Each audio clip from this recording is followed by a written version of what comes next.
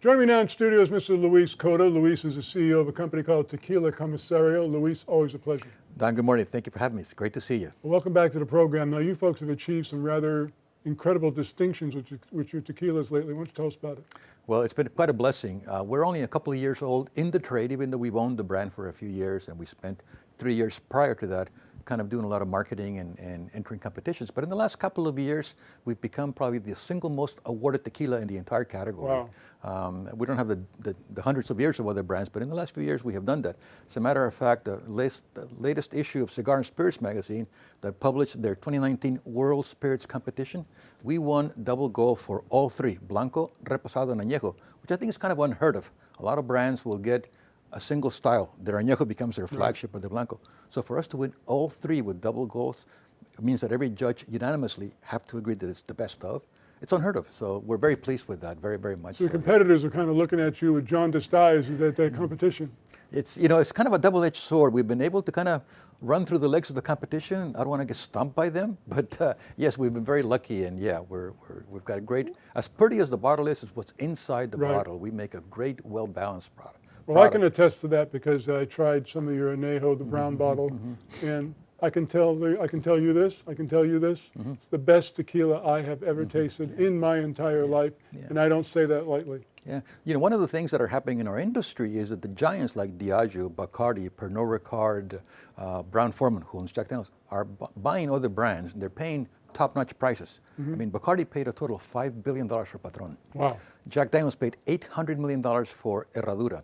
So all these valuations and these brands are going through the ceiling for two reasons. Number one is that they perceive that today's tequila, to the point of your experience, can compete globally in the brown spirits world, number one. So if you're a Scotch drinker, if you're a bourbon drinker, if you're a Japanese whiskey drinker, even if you're a cognac drinker, our Añejo has got incredible depth and balance and really great quality. So that's happening in terms of that. So, while 85% of sales are in America, the global world is awaiting tequila, and it's going to be a great match. And those companies are going to open up 190 countries because they've got distribution all over the world. So it's going to be a great opportunity for us, which leads us to what excites us. I mean, we're only a 3-year-old company, and our last valuation was $180 million. But we think we can grow this by $100 million a year in terms of its valuation. So in 3 to 5 years, is it going to be worth $500 million? It probably will be. So it's kind of a fun target, not in terms of what it can bring to the partnership, but in terms of financial investments. It's a great category to get into because of the profitability, the growth potential, and the fact that it's pretty much recession-proof. I mean, people are going to drink regardless, in good times or bad times. You may drink more in bad times. There you go, exactly. Now, is there a kind of a consolidation going on in the spirits industry with all these big companies buying out smaller producers? Very much so. I mean, there's, at the global level, you look at Diageo. Diageo owns Smirnoff, Black Velvet, Crown Royal, Guinness, Bailey's, Don Julio, Casamigos, they paid $1 billion. So these global brands, and Bacardi owns like Grey Goose, Patron, Bacardi, all these different brands. Jack Daniels bought Herradura. So yeah, the top 5 producers globally are getting a bigger and bigger share. And respectively, they're also making sure that their distributors in America and globally have become more consolidated under their umbrella. So you look at a company like Southern Wine and Spirits, who now has a 32% share nationally of the wholesale business. Wow.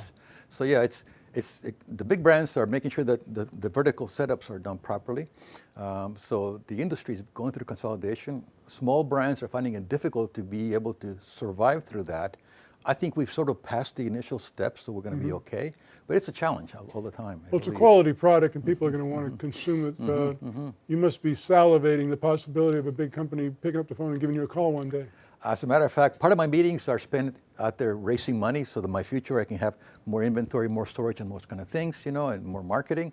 And the other part of it is the fact that, yeah, I think that the valuation is growing dramatically, and it's a great investment. It really is in that perspective, No well, doubt. Tequila Comisario, tequilacomisario.com. Try this product. You will not regret it. Again, it's the best tequila I have ever tried in my entire life.